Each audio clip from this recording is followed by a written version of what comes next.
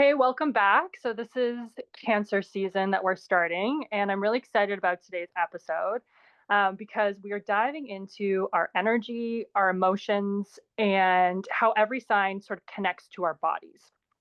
And today I'm joined with Evelyn from Rose Aura. Thank you so much for being here. I'm really excited to have you on. Thank you for having me. So, I love introducing my guests by sharing your big three. Yeah. So, Evelyn, can you share your sun, moon, and rising, and also like how you feel those energies in your life, and maybe share a little bit about what you do? Yeah. I am a Scorpio sun. I'm a Virgo moon. I am an Aquarius rising. We are in Cancer season. Yeah.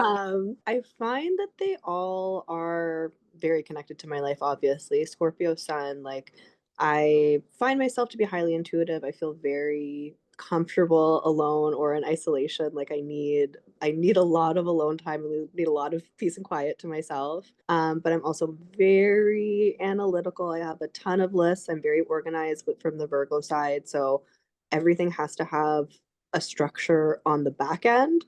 So my mind is constantly kind of going and figuring out, the seamless way to kind of do something.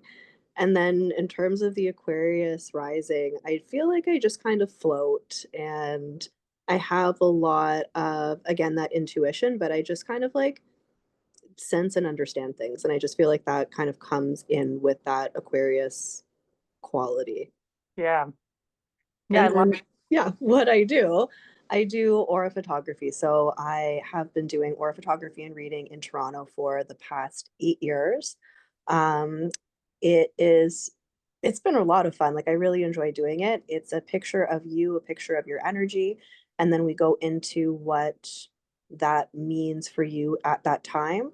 It's always changing, it's always different. So it's really showing and reflective of you in that moment that you're in the studio. So we take a look, we talk about it, and then people can use the photos for many things. You can use it to kind of see what you need to do, like where you need to go, where you're balanced, and then also what chakras need a little bit of extra work and how you can kind of like work with them. See what's strong, see what needs work, and then kind of move from there. what's interesting about what you shared about your big three is, and for anyone actually, how it gives you sort of a glimpse into their energy. And it's not like about putting anyone in a box, but it can help you to start to feel like into how they move through the world and even before you know like the details about them. And so like when I first met you, I totally felt your Aquarius rising. Like that energy, I feel like people aware, Mm. and creative and that visionary and like different, but someone who naturally stands out, in the best way. And it's funny because then as you were talking about, your Scorpio sun, which I feel if you earn the trust of, like a Scorpio, I feel like it's like a shoe in, because they're so deeply private and they're like, oh, but they're like sharing with you, like you're a real one. But what I thought it felt about you is like, you know, you really see people, and you know how to hold space. And that there was like an emotional intelligence about you that came through. And your Virgo moon, and where it lives in your chart, like because you've shared, your Aquarius rising, that came through so clearly in how you read the energy that day and the way you broke it down, like with such clarity and care. So, like, I just wanted to reflect that back to you because I was like, yeah, when you told me your big three, I was like, yeah, cool. Like, we feel astrology before we like even know it, like Totally. yeah. And it's the same thing with the chakras too, right? We feel the energy before we even see it or can see it. And like I Mhm. really appreciate that. That's so sweet. Thank you so much for saying those kind words. Like I do try to hold space for people and I do try to make it a comfortable experience for everybody so that they can enjoy it, but they can also learn more about themselves. And yeah, I really appreciate that. Thank you. Yeah, no, I mean, like, hey, that's just what I sensed and picked up too, and wholeheartedly, like, sincerely mean that. Yeah. And it's, for everyone listening, this is how, astrology shows up in real life. It's not just the lines and the symbols, it's like that are in our charts. It's like the energy that you can feel, like that Evelyn actually shows you and how we experience it in the moment. So when I met Evelyn, I want to show you the photo, Mhm. the one And I would love to hear actually, Rahal, just so people can see like how that really lands. And for anyone who's not like watching, it's basically like what colors, I guess. It's purple, it's blue, it's white. So it is a lot of white around you. Mm-hmm. White higher crown chakra can be a very deep spiritual connection, but it also indicates a state of flux. And so, what this photo looks like is that there is a state of flux in terms of your communication. It looks like you're really thinking about what you want to say and how you want to say it. But when we look over your heart, see how bright it is over your heart? Yep. That shows that like you already know what you're talking about. That light blue throat chakra that's very bright over your heart, the message is already inside you. Trust yourself. Four orbs at the top of the photo. Orbs can be seen as either guides or spirits, so there's extra help in the photo. But what this really shows is that you have a lot of energy around your mind, around your spiritual body, but specifically around your mind. And so what I suggested was to really think about getting into the body and like focusing on the body a little bit more. And Mm-hmm. what's nice is that you've been dancing. So you've been like dancing around, like Yeah. really connecting to your body, which is great. And Yep. like trying new things, which is really the most important part. Yeah, absolutely. Like that dance insight was something I needed to hear, something I did as a kid and like used to come up with routines and all that. So it was like, oh yeah, like and when I just dance around my apartment or go for now walks that are like dance motivated, it really helps me recenter and get out of the head, out of the mind. Exactly. Busy, busy. But what was really cool, and I wanted to add this that we didn't get a chance to talk about was, the day that we met and you did the aura reading, that day in particular, there was an aspect in the sky. So it was like a really interesting aspect. And I got to experience firsthand how a major transit can actually show up in your energy. So, That's yeah. what was like, whoa, Yeah. right? And I was there with two other friends where it showed up in their charts and therefore in their bodies and their Mhm. energy. So I was like, whoa, this is great. But yeah, that day the sun was connecting with a planet named Uranus, and like that's the planet of surprises, sudden insights, and it was connecting in the Taurus sun. So like that lights up your senses and your physical body. And for me, it was in the 12th house. So that's like the house of the spiritual realm, just like connecting to healing and your intuition and everything. So like having you take that photo like really was like was such an interesting moment because it was like, oh, this is kind of cool. I guess Mhm. they're intertwined. So with all of this in mind, I felt like this was a great pairing for us, and this is the great season for us to really put our two hats together and talk about this because Cancer season really reminds us that home isn't just a place, it's also how we care for our emotions, our sense of safety, and our inner world. So, one of the things I love about astrology and energy is how the zodiac signs connect to specific body parts so that when certain things are happening in the sky or in our own charts, you might literally feel it in your body. Mhm. As I just sort of explained real time what happened for me when I came to see you, I was like, so yeah, let's break some of that down for people. I'm going to give like a couple examples, and I would love to hear your take on the chakra in particular, and like what maybe people can work on with that. So I'm going to start with Aries because we got some Aries energy with some transits recently for everyone. Saturn and Neptune are in Aries, so Aries is ruled by our head, and Aries is linked to the solar plexus. So I would love to know like what you notice about the solar plexus and what comes through in readings or how people can work with this energy. Well, what's interesting is that I haven't been seeing a lot of solar plexes in the past little whiles, but Mm, it is kind of ramping up again, which is exciting. So okay. my last week, I saw a couple really strong like solar plexus focused auras, which made me really excited. But when I see like super duper bright yellow, like it's sunny, it's fun, it's humor, it's laughter, it's joy, it's positivity, it's that like bright, beautiful energy. And the most part, like the majority of the solar plexus energy that I see is a physical energy of just like getting stuff done. It's being busy, it's having lists, it's go, go, go. It's a really kind of like pushing your way forward, Hmm. which is also kind of an Aries energy too, which is just kind Hmm. of like moving forward and getting stuff done and like next thing, next thing, next thing. It's very Yeah. powerful, it's very dynamic, it's very kind of connected to the body, but also connected to like confidence and yeah, your physical personal power. So I am seeing a lot of people kind of like rushing through and really like busying through life, which Hmm.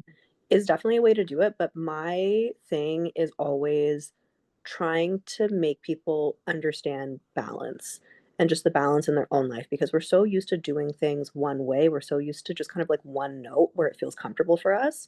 And trying to balance that is gonna take some time. So if you have like a lot of solar plexus energy, the main thing I'll recommend to you is to breathe. Mm. Breathing is so important. And if you're in your body, you're go, go, go, you're pushing your body, you're really kind of like focusing on what you have to get done. It is really important to make sure that you're taking that time to balance and just sit and slow down for a minute. Yeah, I think you nailed it. You really encapsulated the initiation and the go energy. And just like anything, all signs and all energy are on like in a spectrum of like when we're feeling in alignment and when we're not. And we're obviously here to experience it all. So it's part of the process of being human. I always like human being, not human doing. Right? And that's the thing is like you can feel quite uncomfortable when everything is flowing because you're connected to all the parts of yourself. You're connected to Mm.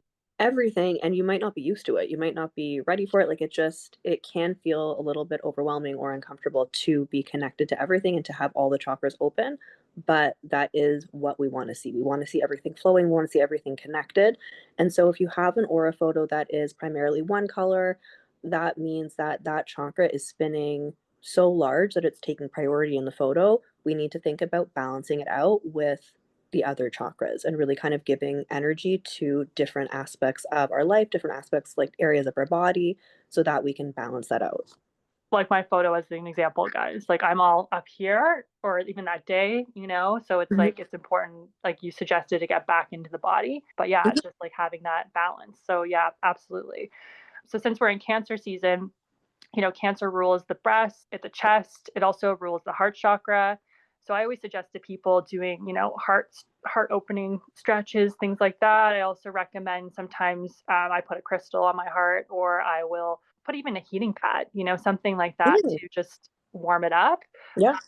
But I would love to hear again from your perspective, the heart chakra, what that looks like, what it feels like, how we can bring that into balance. Heart chakra is really interesting because it means the most energetically because it's the bridge between your physical and your spiritual. So there are a lot of different ways in which your heart chakra can open up. The most kind of like significant way is growth and change. So if you are open to growth and you're open to things kind of like, being new and being fresh, that's a really great way to kind of connect to your heart chakra. But it also shows up the secondary kind of like strongest way is through a boundary.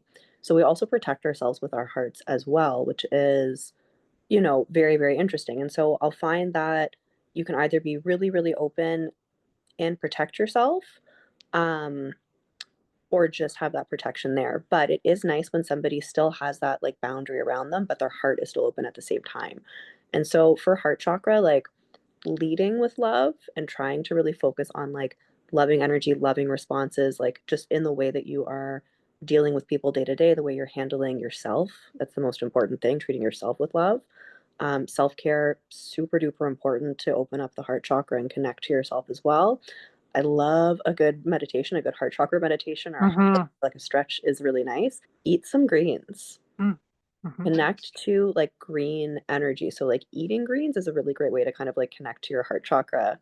And, when the chakra connects to that specific color, it gets really happy. So even when it sees the color that it's connected to, like putting color, different color in your space is also going to be helpful as well. So if you want to like connect a little bit more to your heart chakra, plants around, like think about a lot of like green energy around you.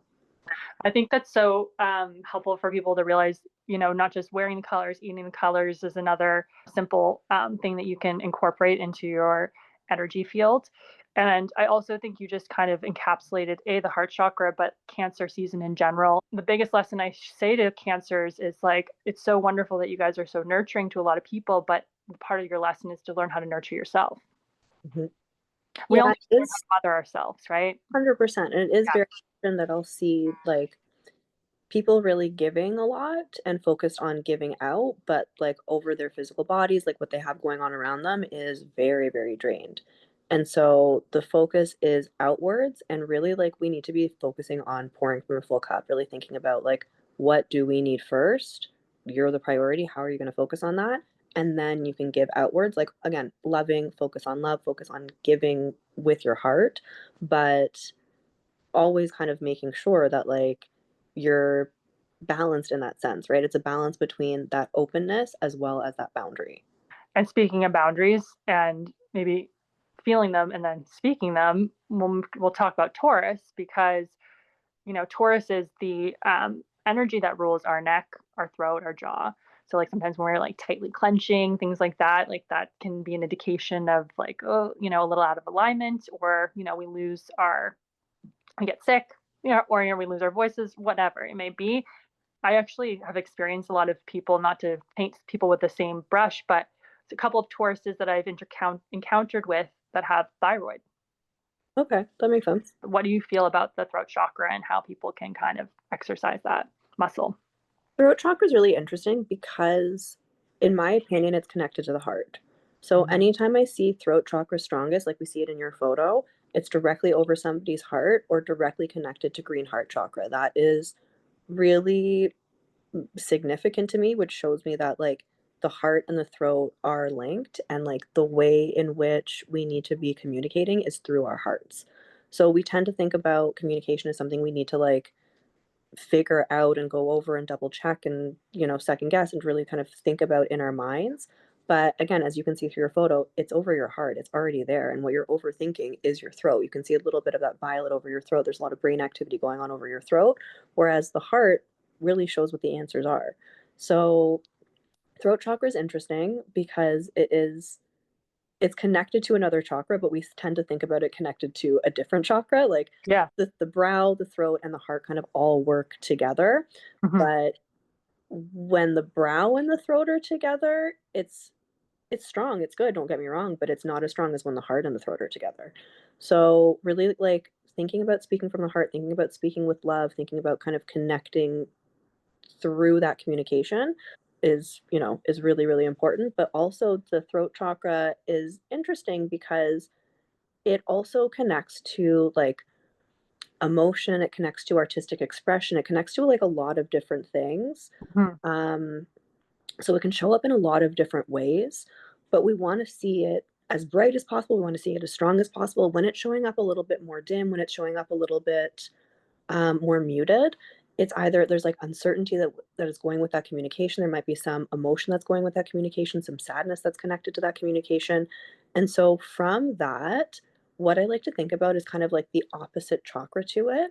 And so what I like to recommend is that people get into their bodies and really connect to their physical creativity. So really thinking about like trying to express yourself in a different way. If you're focusing on expressing yourself one way, it might be interesting to try to express yourself a different way. So when we were talking about dance, I always love to recommend something you loved to do when you were a kid, something that you haven't done yet.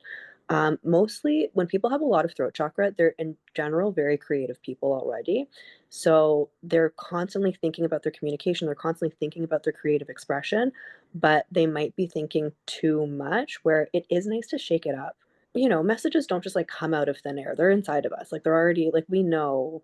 We already have that knowing. I remind people all the time, like, it's not your responsibility how other people receive you. So if you need to say something and you already know what you need to say, just say it. It's okay. Like, it's it's going to go the way it's going to go. And we have a lot of difficulty in communication, is what I find. Like, it is really difficult to communicate. It's difficult to give and receive expression. It's difficult to kind of know how things were received and if we did it right. And honestly, like, And that's where I think go you're for it. saying, yeah, like trusting your heart is kind of where the insight comes from. Because what I love about everything you said about the heart and the throat being connected, and particularly that Taurus is the throat chakra is it's also ruled by Venus. It's ruled by our hearts. So like they are intertwined together. And this is a big year for us to speak up and be our self starters and sort of show up as ourselves authentically. And what you're saying is beautiful because we all have different lessons here in growth. Like we're going to experience some trials and errors, some like moments, and having the privilege to see your chart. Sometimes that's your lesson to speak up, to use your voice. Mhm. And again, like, yeah, right, boundaries and saying things aren't always meant for the other person. They're meant for you to be honored, to honor them, to vocalize them. And I Mm-hmm. feel like the people and the things that we attract are coming from us, not always to us, or what's coming, not coming at us, coming from us. So sometimes these situations give us opportunities to exercise that muscle. I think that that's beautifully said, because it's like, if we're going around worrying about how we're going to be received, then we're not, honoring ourselves. And so again, tuning back into you, which is kind of cool, because Taurus is the sign of like Buddha, like meditation, like going inward and extracting that information or insight, that in deeper knowing, and then going from there is just like, yes. Yeah, and like keep in mind, I'm not advocating for like running around and just like being a jerk because you feel it in your heart kind of thing. Like just, No. you know what I mean? Just like always trying to lead with love, always trying to focus on kind of like loving energy in general. But Yeah. again, if you need to say something that's tough, like what are you gonna do? Hold it in? You can't. Well, the body keeps the score, right? So the things that we don't process, we store for later, and then we have these sort of aches and pains. And a lot of it has to do with emotional sort of imprint that we haven't necessarily tuned into. So it like shows up in a real form for us to be like, ooh, now we have to focus on this. So 100%, it's yeah. I always say like there's ways to like have conversations that work where it's like communicative and receptive. I'm a big fan of like nonviolent communication, which is just like not accusing anybody. It's more like stating how you're feeling, Yep. and so that's just my MO. But again, everyone has their own cross to bear or way to do it. So I'm with you. I'm with you on that. With regards to, let's move on to Aquarius, actually, because I wanted to talk to you about that one, especially you experiencing it in a real form. Aquarius is ruled by the ankles, calves, and the nervous system. So it, to me, is connected to the third eye chakra. It's also the sign of like the future in terms of like being ahead of the times. They've got this maverick energy. Yeah. So my point is that what would you say in terms of an overstimulated nervous system? How does that show up? I mean, overstimulated nervous system can show up in a couple ways because you can be overstimulated in your body, you can be overstimulated in your mind. Mm-hmm. So it's going to kind of show up in a very kind of dominant way. The thing that makes me the most connected is breath work. The thing that I recommend to my clients the most is breath work, and it is beneficial for everything inside of your Mm-hmm. body. It's going to move out around your lymph. It's going to connect, like it's just going to kind of clean everything out. It's going to oxygenate your blood. Like you're going to, we need to do it to live. Mm-hmm. But on top of that, it does help tap into a spiritual connection. It does help tap into your intuition. And I find that being still and just Yep. breathing is something that is going to be very helpful. It's going to be beneficial for sure.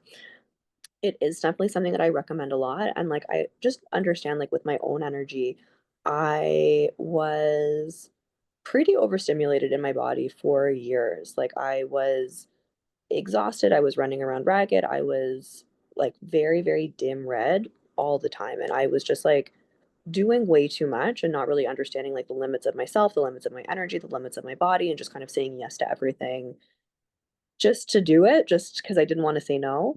And it only was when I started doing breath work that my energy changed completely. And so now it is from completely red to primarily indigo and violet. And I do feel more tapped into my intuition. I do feel more connected with it.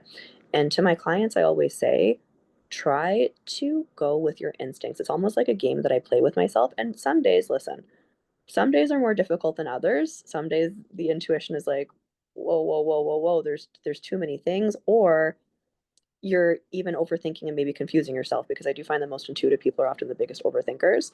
So it really is about asking yourself what the question is, asking yourself kind of what that answer should be, and going with your instinct. Whatever Mm-hmm. that first instinct is, whatever that first kind of feeling, thought, understanding is, go with it. See Mm-hmm. what that feels like.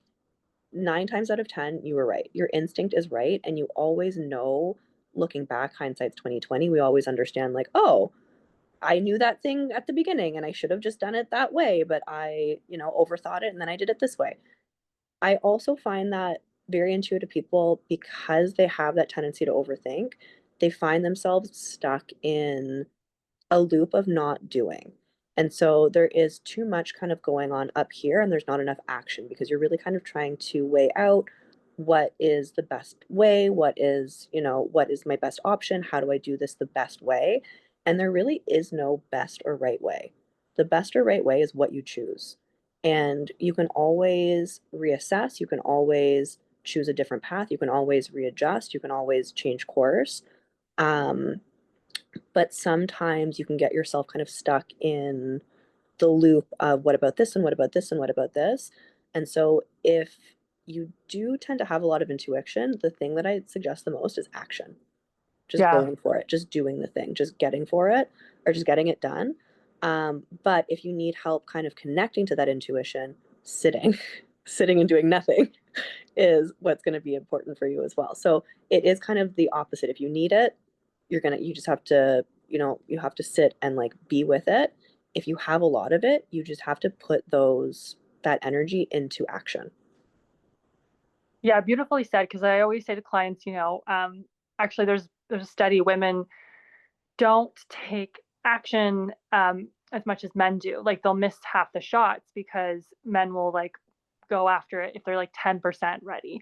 Mm-hmm. And women like wait till they're like, I think like 80% before they do something, which is unfortunate because like we are intuitive, we bring a lot to the table. And so I always encourage clients, especially when we're in this Saturn and Aries energy, which is this Kickstarter of like moving from this like inward process to outer expression and like putting in the work that way and self-actualizing it.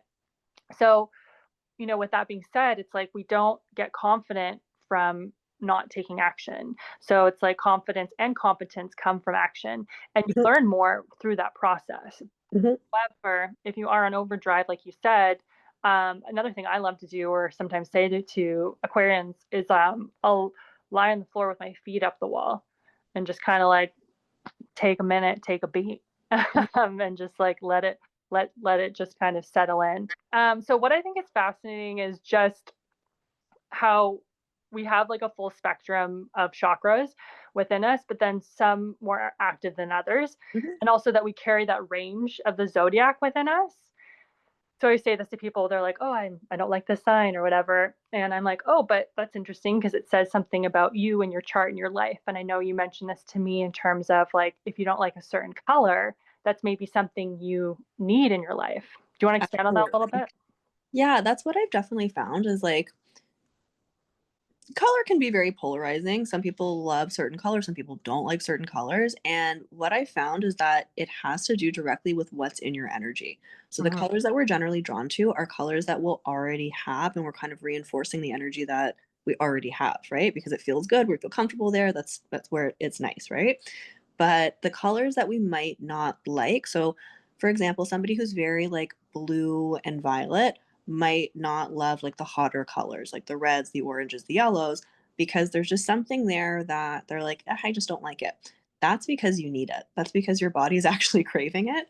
And it's kind of looking at the things that you maybe don't like as much as a mirror for like what you might need, right? And how you can connect in any way yourself to those colors. So it doesn't have to be your clothes. A lot of people are like, but I don't want to wear that.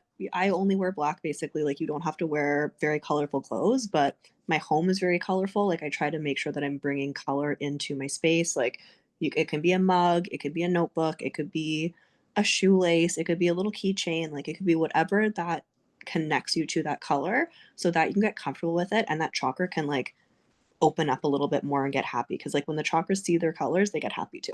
So it is about connecting. But I do like what you said about having the whole zodiac within us, Mm-hmm. as ultimately, like, people tend to think, and like it is true with astrology as well, like, I'm this, I'm a Scorpio, so I'm this, right? Mm-hmm. And same thing, similarly with their auras, they'll see their auras and be like, well, I'm this. And it's like, today, in this moment, you're that. Yeah, today, yeah, But you're all of it, right? You're all yeah, of it yeah, all the time, yeah. always. So all of these chakras are constantly flowing through you. They're constantly kind of expressing themselves at different sizes, different speeds. And so what you are is a reflection of yourself in that moment, but you're all of it at all times. And so that's kind of what I want people to like recognize is that you're not confined to one chakra, you're not confined to one energy, you're not One, constricted to anything, right? One yeah, zodiac sign, three yeah, zodiac signs, exactly. like Yeah. you're It's like you not express that sign in this area of your life. And totally.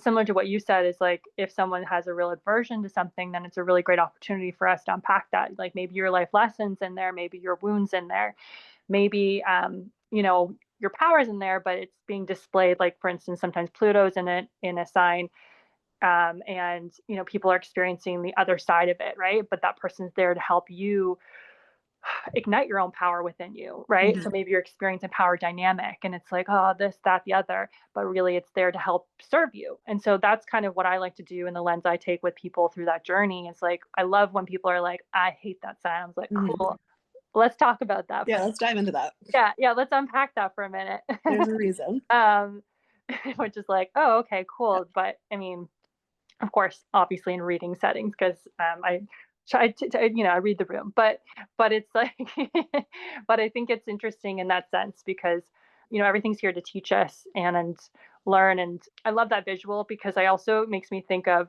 the movie, if anyone's seen it, it's Inside Out, where Mhm. all the characters are inside you, and I kind of like our emotions. It's like all of our emotions are there. It's just like Mhm. who are we calling on in the classroom. I'll give an example for people in real time. Like for me, Aries energy is that fire, that solar plexus vibe that shows up in the area for me with friendships, community, and like big picture dreams. So I feel that drive to take bold action, to lead groups or go after something like Mhm. my self-starter energy when I'm like how I have this idea or something like that.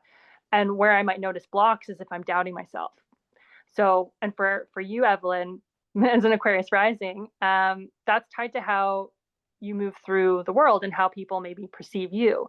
And like maybe you notice your third eye when it feels the strongest, when you're really owning your unique vibe or trusting your vision. Yeah.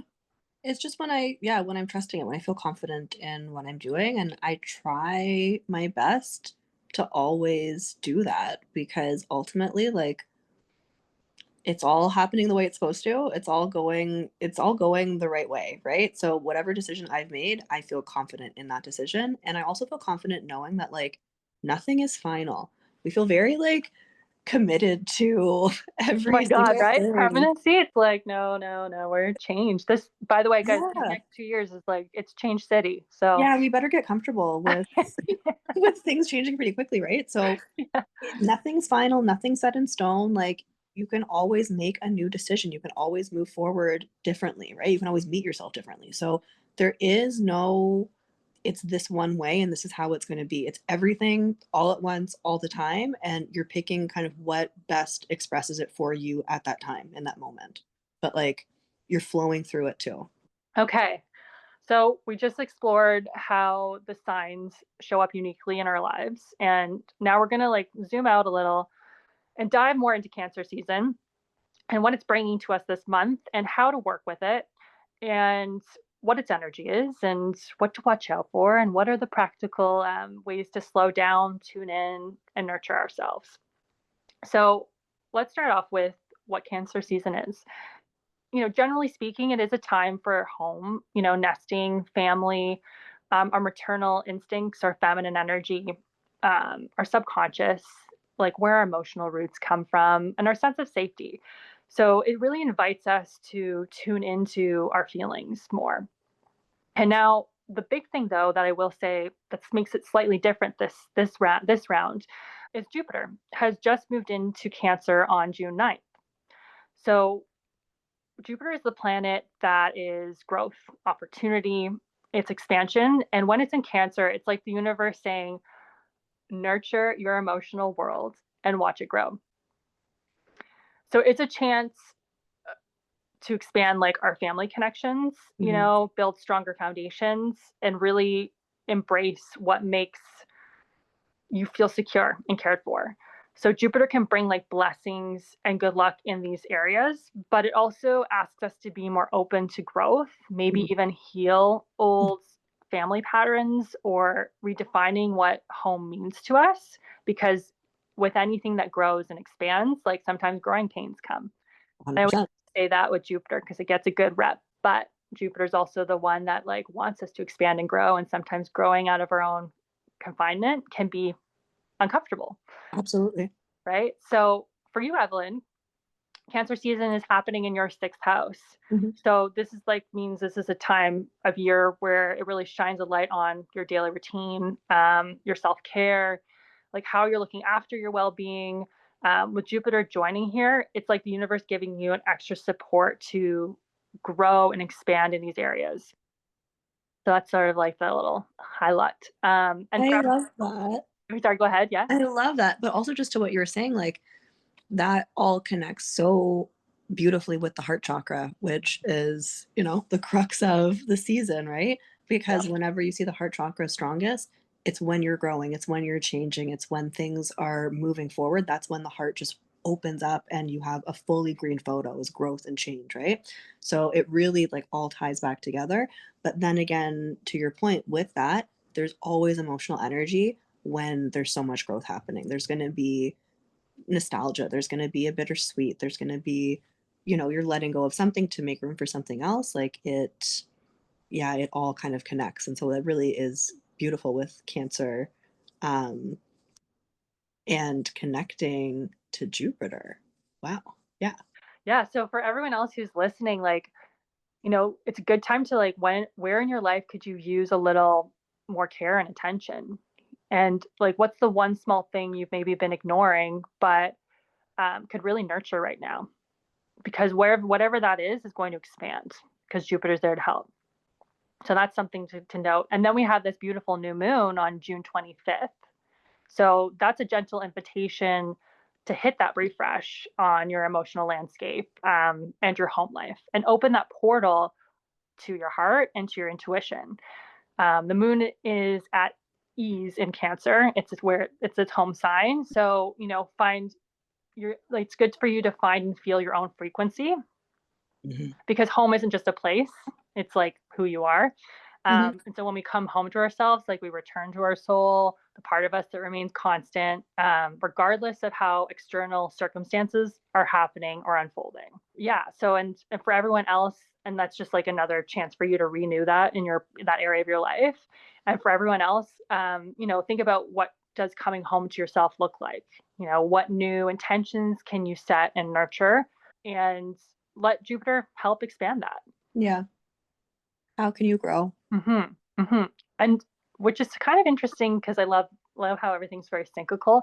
So we're Hmm. talking a lot about Cancer energy, the heart, and then Mercury enters Leo on June 26th, and Leo is also about our hearts, Hmm. and how we show up for and being seen. So Mercury is the planet that rules our communication, our thinking, our learning, and when it's in Leo, it's like the energy is all about showing yourself and like being seen and in this case heard, Hmm. as well as like that creativity, so sharing your authentic voice with your heart, similar to what you said, Evelyn, about you haven't really been seeing a lot of like the solar plexus and energy of like, right, is that what you, Yeah. Yeah. right? So we might see more of it, as the month goes I'm on. seeing it start. Like I'm definitely noticing a shift for sure. But for the Yeah. past like several months, maybe even like a year plus, like it has been waning. Um, but I'm definitely on the lookout. Cool. Well, for you, this transit is landing in your seventh house, partnership and close relationships, and which means you might feel like a natural boost to speak up more or express your ideas, collaborate with people, even with more confidence and creativity on those like Mhm. one-on-one connections. So it's a good time to collaborate with people. And Good to then, know. yeah. Like, Yeah, let it go. Let it see what happens, where see it what takes you. happens. Totally. Yeah. And then the simple invitation for all of you guys listening is, try speaking or writing one thing that you've been maybe holding back on, or something that's important to you that maybe you felt like small or scary to say. Like, give yourself permission to like share it, even if it's just with yourself. Hmm. Like notice what that feels like to step into that spotlight just for a moment, just because it feels like one thing that people, I guess, misunderstand about Leo is that there's this like bombastic or performative energy that people attach to it. But what I've noticed, again, like the full spectrum of what we talk about, is that like Leos can be really quite shy if they're not Hmm. in front of the right people.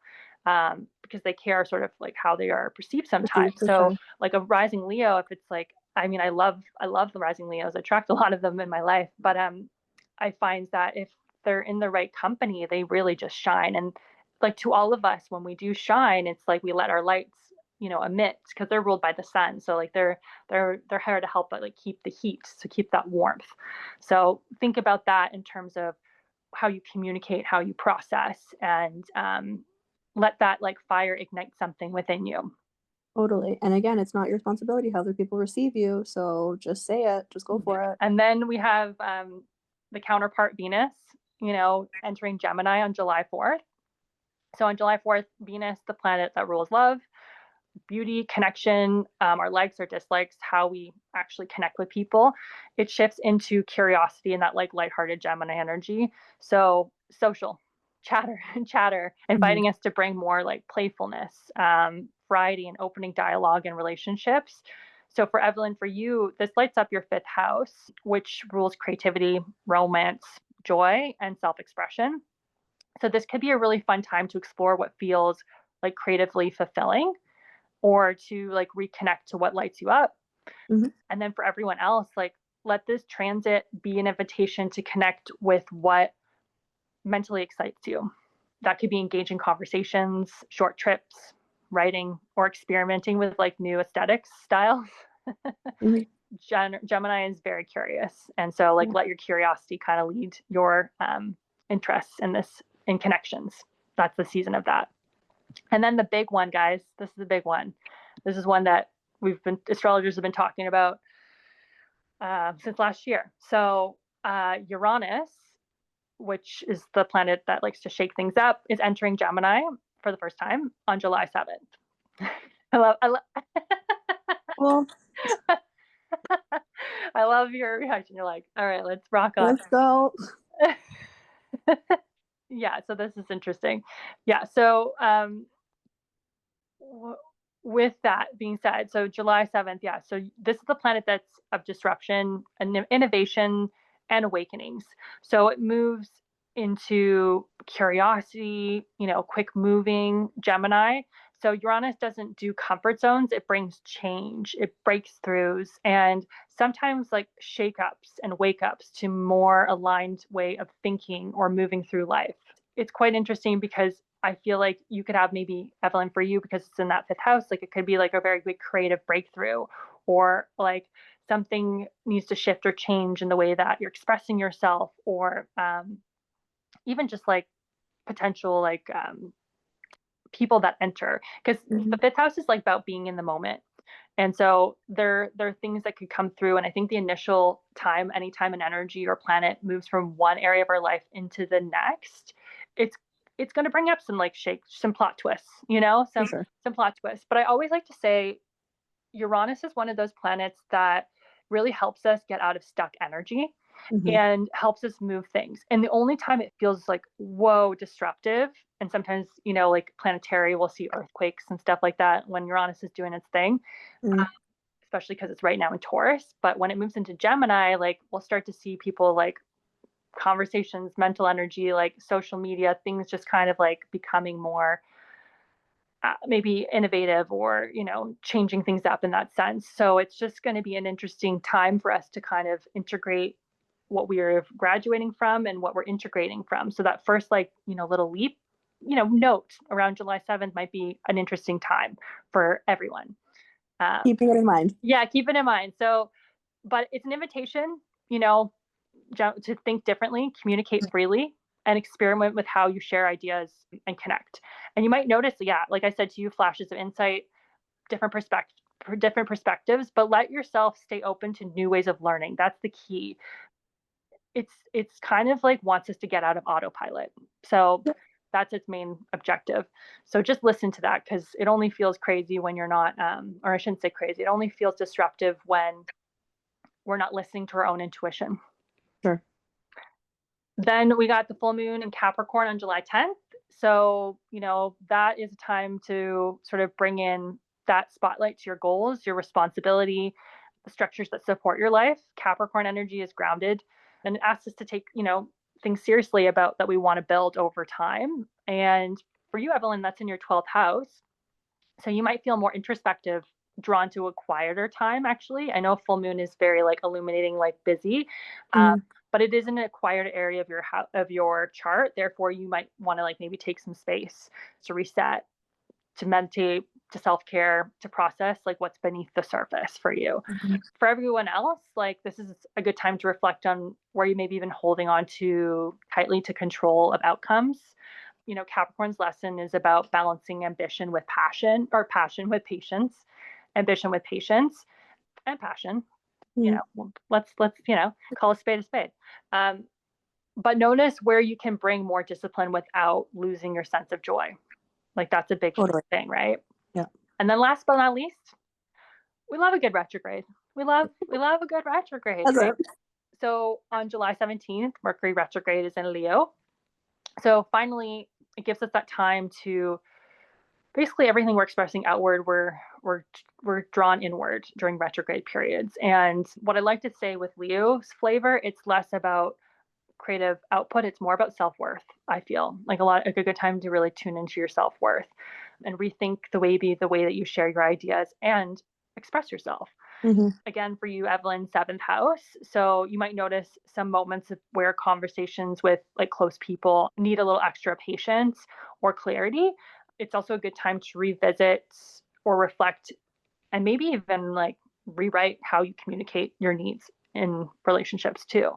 Mhm. Something to note. And for everyone else, like, ask yourself to review how you're obviously expressing yourself. And yeah, just like what really lights you up, like it's always a good time to check in with yourself. So those are the main transits of Cancer season. And, now that we're sort of in the closing end of it, I was going to say, it's an invitation this season to slow down, to tune in, and to take care of what really matters, your feelings, your energy, and as we said, your boundaries, Mhm. your sense of home. So, Totally. astrology and aura readings can guide you, but you're the one behind the wheel. And use this insight to make clear choices, nurture your relationships, and maybe integrate some of the things that we said. But I always say, take what resonates, leave what doesn't, but always give yourself space to let things land. So I also want to thank Evelyn for taking the time and energy because to be here. And I want to let you guys know we actually are maybe in the works of planning a live event. Yeah, where you Stay can even get a tuned. personal reading from Evelyn and a mini reading from me. So stay tuned for those details. Mhm. But again, thank you for being here and thank you for listening. Thank you so much for having me, and thank you everybody for listening as well. I had so much fun. Thank you. This was so good.